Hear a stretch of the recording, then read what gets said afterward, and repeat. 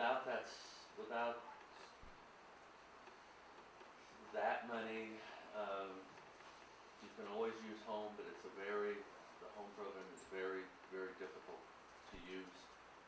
We try to stay away from it.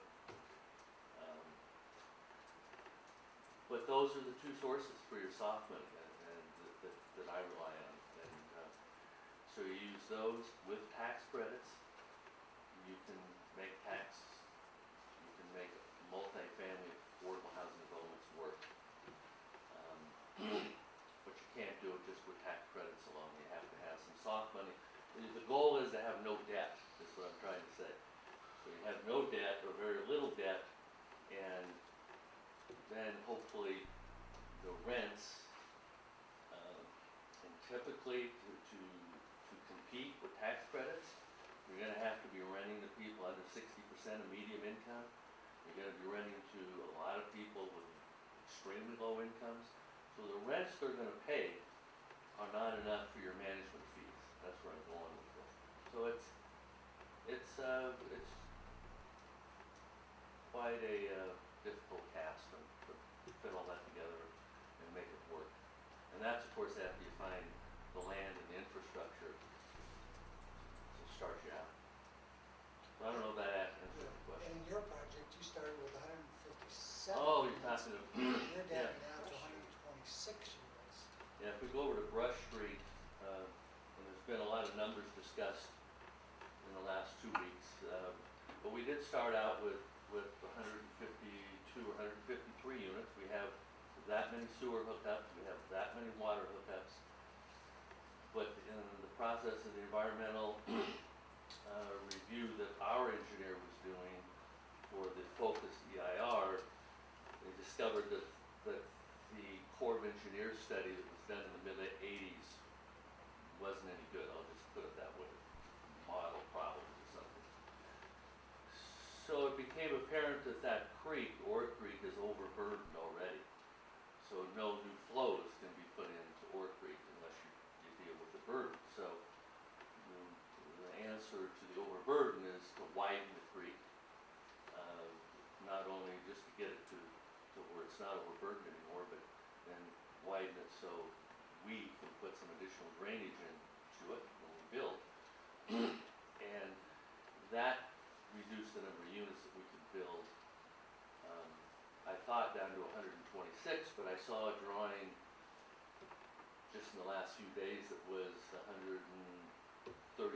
But nevertheless, pulling the bank back, benching the creek side there is going to have an effect of reducing numbers on that side. So the situations, as you know, even in your business, it never gets better. You know, you start with a number that you think is reasonable, and it usually ends up not being as wonderful as you thought it was going to be.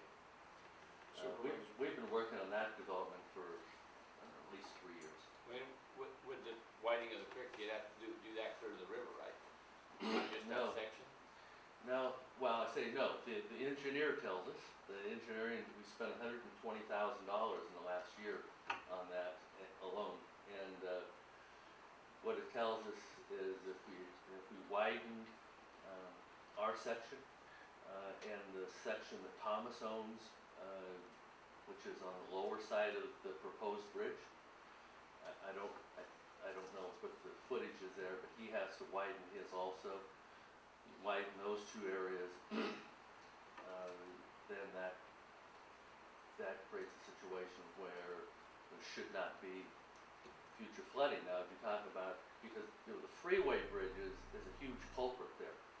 The freeway, as you know, was built in the 60s. There's a bridge there. That acts as a dam, basically. Yeah, won't that hold, if you only widen part, won't clear to the river, won't that act as a damming effect? Well, but widening beyond the bridge, widening beyond the freeway bridge doesn't help us on the upside of the freeway bridge. The blockage is at that freeway But bridge. if you have a wide creek going into a narrow creek and it's already overburdened, which means there's more water than it can handle, that's gonna create some. Well, that's why we're going to build a tub there, as somebody calls it, along our property and along the Thomas property.